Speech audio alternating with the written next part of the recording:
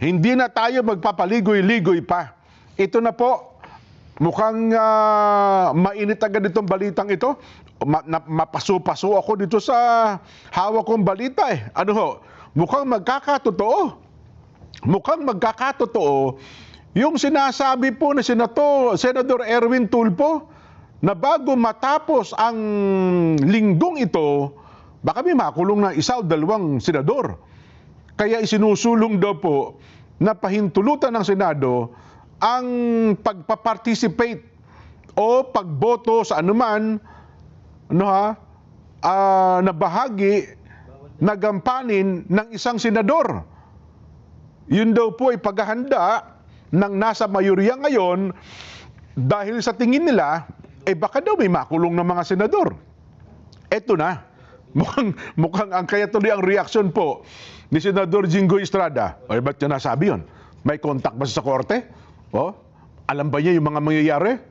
Ito formal na pong isinampa sa tanggapan ng Ombudsman ang kasong plunder, pare ko. Plunder at malversation laban po kay Senator Jinggoy Estrada. Eto na. Personal pong inihatid nito pong si Assistant Ombudsman Miko Clabano. Yan nakikita niyo po sa video. Yan po si Ombudsman o Assistant Ombudsman Miko Clabano. Ang kaso laban kay Senator Jinggoy sa anti-graft court ngayong araw. Una na pong isiniwalat ni Ombudsman Crispin Remulla noon pong isang araw na magsasampa ang tanggapan ang Ombudsman ng mga kasong kriminal laban po kay Senator Jinggoy. Eto na nga.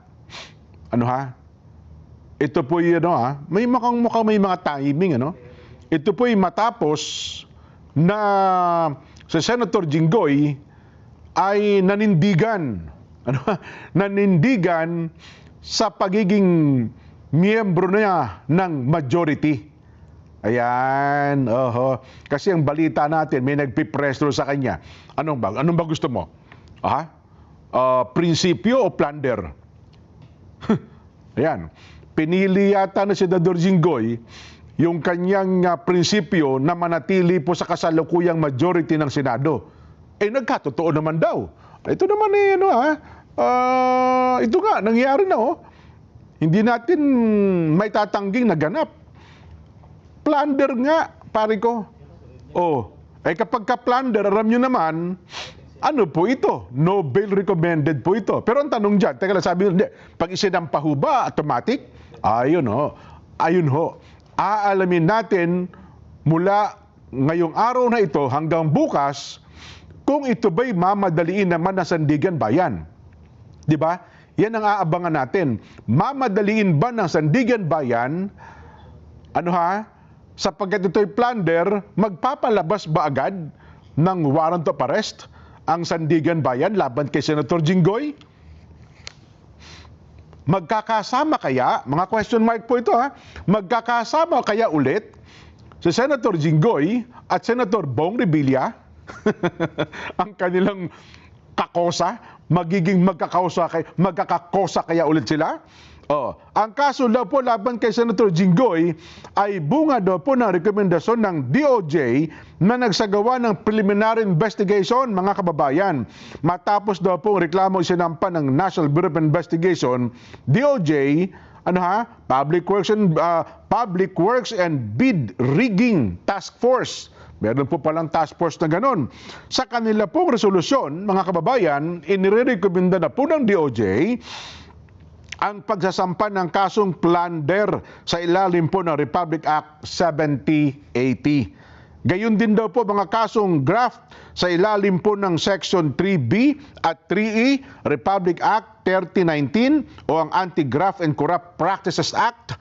Inirekomenda rin po ng DOJ ang mga kaso laban sa o para daw po sa direct bribery at pagtanggap ng regalo ng mga opisyal ng gobyerno sa ilalim daw po ng Article 210 ng Revised Penal Code at kasong korupsyon ng mga opisyal ng gobyerno sa ilalim po ng Article 212 laban sa mga kasabwat ng mga pribadong individual at ng mga entidad. Inilahad po ng mga prosecutor na minanipula daw. Minanipula daw ni na Estrada at ilang dating opisyal ng DPWH ang mga pribadong kontratista. Di man parang magkakakuntsaba daw po sila. Binabasa ko po yung report pribadong kontratista, ang mga budget at proseso ng public bidding para mailihis daw po ang pondo ng bayan. Bukod po kay Estrada, kabilang sa mga sinampahan ng kaso sina dating DPWH Secretary Manuel Bonoan, dating Undersecretary Roberto Bernardo, pero itong si Bernardo po nakakulong na ito, nandun na po sa Senado. Gerard Opulencia, ito, alam ko nakakulong na rin po ito. Henry Alcantara, nakakulong na rin po ito. Bong Dinglasan, hindi ko alam kung nasaan ito. Benril Cesar Cortuna, Manny Bulusan, Arturo Gonzales, at ilan pong John at Jane Doe. Bukod mayroon daw pong dalawang hindi pa nakikilala. So yun mo, mukhang, di ba kahapon binibilang natin isang araw pa lang, magkasama kami ni Senado, ni Kuya Benny Anteporda, sino-sino ba ang mga nasa majority ngayon ng Senado ang posibleng maubos at sapagkat sunod-sunod po yung pagkakakaso sa kanila, Ito po, Jinggoy, di ba? Ang isusunod daw po ay Joel Villanueva. Yan. Sino kasunod? Nako, next daw po yata, baka pag sunod-sunod na din, kasama din sa isyong ito, dating SP Chis Escudero. Di ba? Tapos, naharap din po sa kaso, Senador Rodante Marcoleta. Pero hindi naman dito sa flood control, kundi yung kanya naman daw kaso ukol sa pagtanggap ng campaign donation. At saka bribery din daw. So ilan na? Tapos, Senador Robin Padilla. Dahil naman daw po sa pagtulong kay Senador Bato na makalabas ng Senado. Bawas na rin, Sino pa isa? Nako, ICC. Mukhang nabanggit din ata ang pangalan ni Senator Kuya BG, Senator Bongo. Ubos, pare ko. Ito na lang, sama ko yung mga cameraman dito. Pwede bang substitute tayo mga senador? Pumasok. Pwede ba yon? Ito, gusto mo ikaw lang kay Sen Marcoleta? Sige. Ako naman po, yung kung sila'y makukulong at mawawala, yung sweldo nila, ako nakukuha. Matindi, baka ang matira, sino matitira ngayon sa inubutuloy ako majority, pag nagkataon. Ang matitira na lang, magkapatid na Cayetano. Di ba? Hindi, yung magkapatid na Bilyar, may kinakaharap din kaso Usapin din yung kanilang anong tawag natin dito, yung kanilang kumpanya. Di ba? Sino pa? Loren Ligarda na lang pala matitira, magkapatid na Cayetano. 3 na lang. 3. Aimee, si Super Ate. Nga pala, Super Ate pa. Tama. Si Super Ate ba, walang kaso? Meron. Wala. Madali sa So, 4. Pagka nagkataon, talagang mapapakamot ka sa ulo. Yan po ang nangingiti tayo, pero seryoso po itong bagay na ito, mga kababayan, Pero ang tanong doon, gaano kaseryoso sila? Nagagawin nga nila ito sa parte po ng sa parte ng majority ngayon ng Senado. Kasi po sa pagtiningin, ito naman talagang totoo ito. Ang Senado ho natin ngayon ay masasabi pong oposisyon ng administrasyon. Yes, kontra, ang Senado natin ay kontra administrasyon. Sa Kamara po, malabong mangyari yan. Kapag ang House Speaker, usually yan, kaalyado ng Malacanang. At sa malimit din pong pagkakataon, ha, ang Senado man ay ayaw mang aminin at mga naunang Senate President ay technically kaalyado rin po ng administrasyon yan. Di ba? Para yung mga panukalang batas, yung mga kung ano-ano pa man na kailangan po ng executive ay madali pong may sagawa sa parte po ng mga gumagawa ng batas. Ayun. At sa pangyayari pong ito, mga kababayan, ngayon nga ang tanong nila, gagawin ba nila ang pagpapalabas po ng arrest warrant sa mga nabanggit, gaya po kay Senador Jinggoy Estrada? At para nang sa ganun ay hindi na po sila makapag-participate pa sa mga pagdinig ng Senado? Sabi nila, kaya pala isinusulong ang amendments doon daw po sa rules ng Senado. Di ba? Kaya pala nagkagulo. Yun daw. Yun ang paratang nung nasa kasalukuyan ay minority group. Na kaya pala nila ginagawa ito, sinusulong, ay kung halimbawa na mayroong makulong sa kasalukuyang majority, ay makapag-participate pa rin daw sila kahit na sila ay nandoon sa kulungan. Pero doon po kasi sa motion ni Senador Dante Marcoleta noong May 11, ang nakalagay doon sa anumang pagkakataon na kailangan. Di ba? Yun po Meron ako nakita sa meron magandang may magandang paliwanag may magandang paliwanag. Ito parehas lang tayo. Parehas lang Tignan natin ano ba paliwanag nung iba. Ukol po doon sa sinasabi nila na pagtutol ng kasalukuyang minority diyan po sa panukalang tutulan.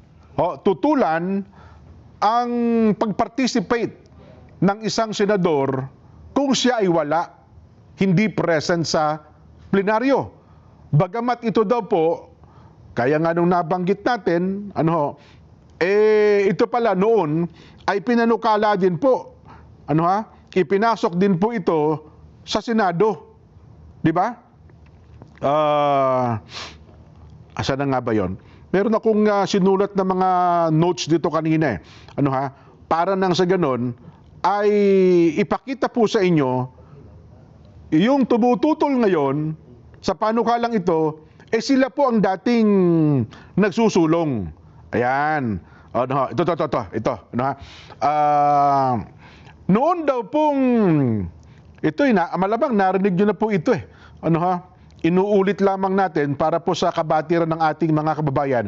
July 31, 2019, ang naghain po Senator Ping Lacson kasama po si dating Senate President Franklin Drilon ay nag-propose po ng Senate Resolution 51 na ang layunin po noong time na yon, payagan po si Senadora Laila de Lima na noon po nakakulong at makadal daw po sa plenary sessions sa pamamagitan ng teleconferencing. Yan ang panukala po noon Sa mismong paliwanag po ng resolusyon, sinabi noon na ang kawalan daw po ng isang halal na senador sa mga sesyon ay masasabing unduly deprived o nagkakait sa milyong-milyong Pilipino ng tamang representasyon sa Senado at nababawasan naman noon tinatawag pong collective wisdom ng buong kapulungan kapag hindi nakikilahok ang isang miyembro sa deliberasyon. Hinilalaan niya siya ng taong bayan Siya ang representante nila.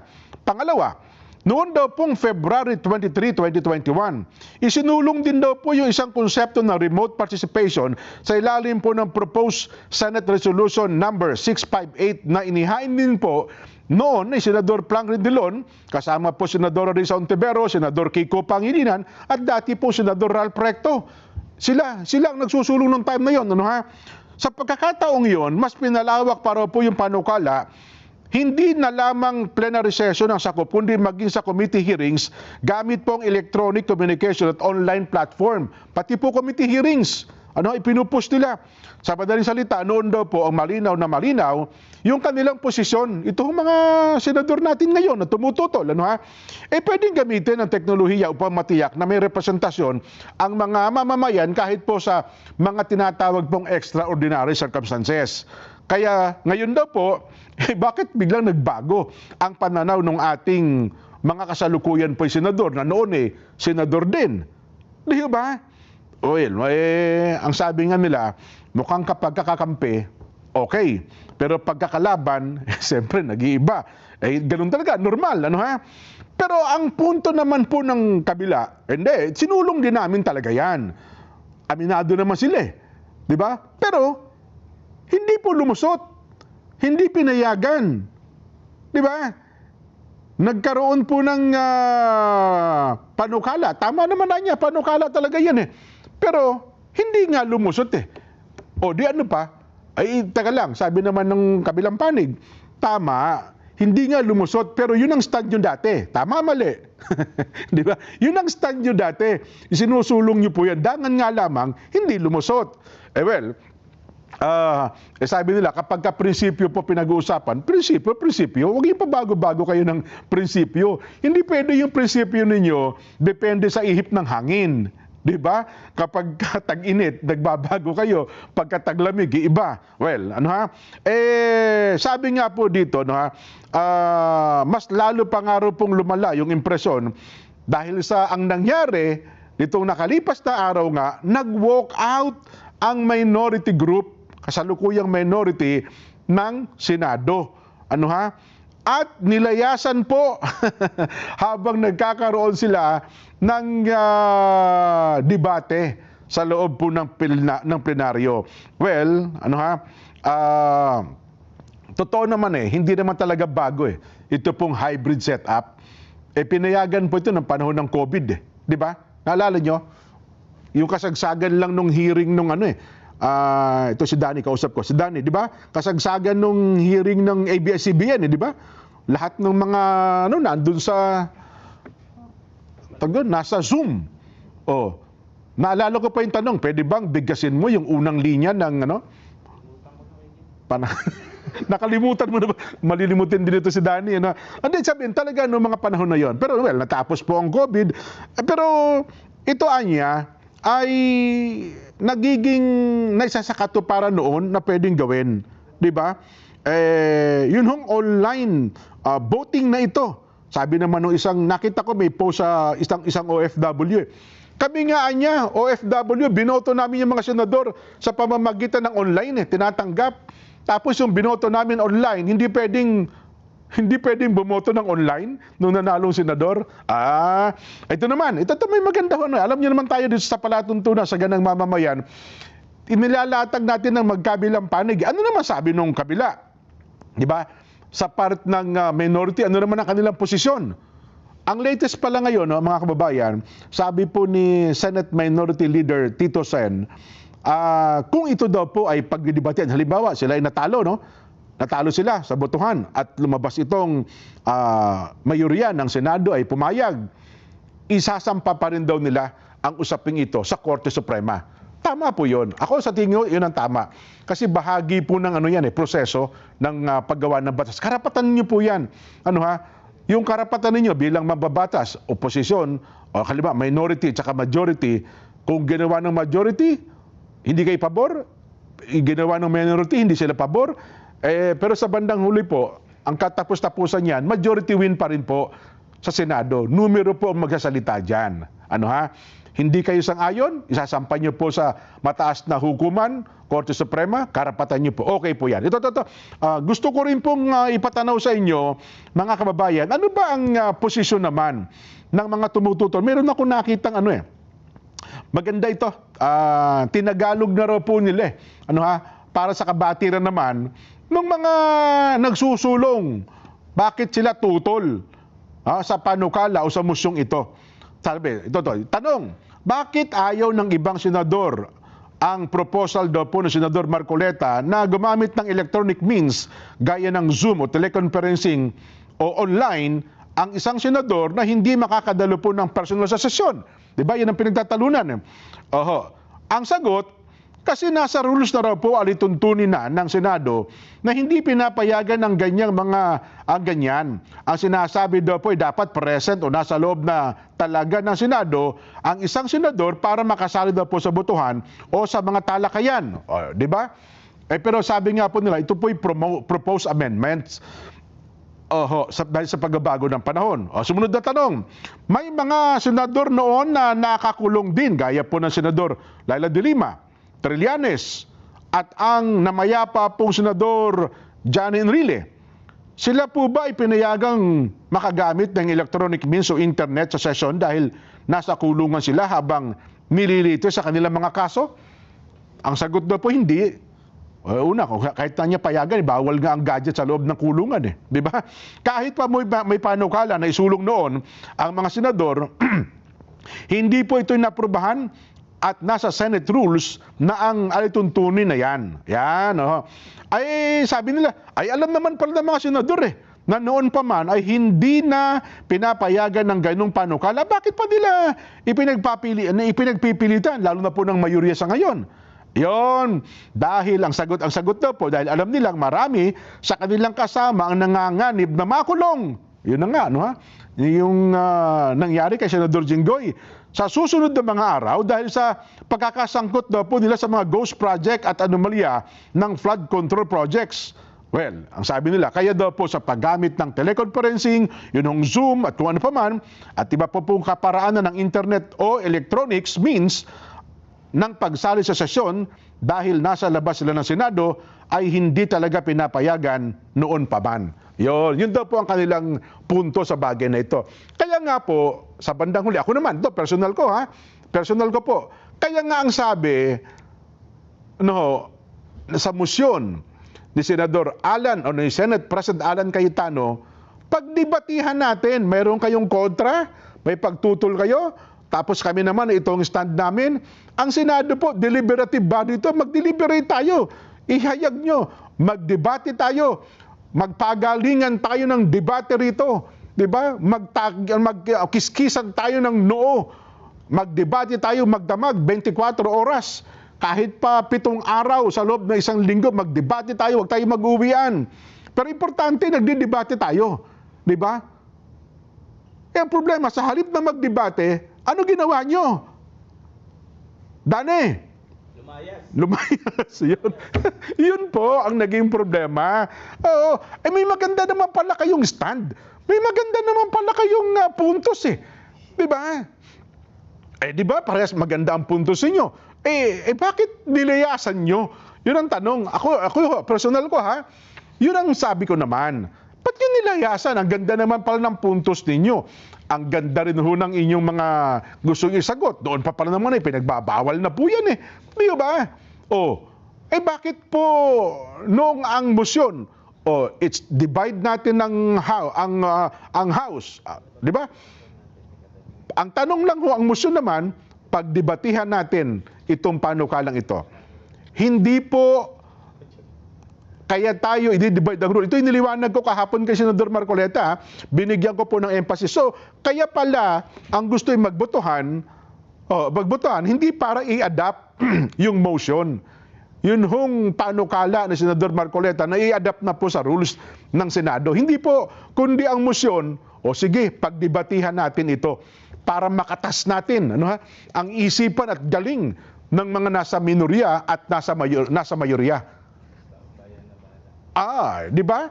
Sa bandang huli, taong bayan na makikinabang. Di ba? Tayo po na mga nag-oobserba. Anong masama doon? Yung masama po, nag-walk out kayo. Di ba?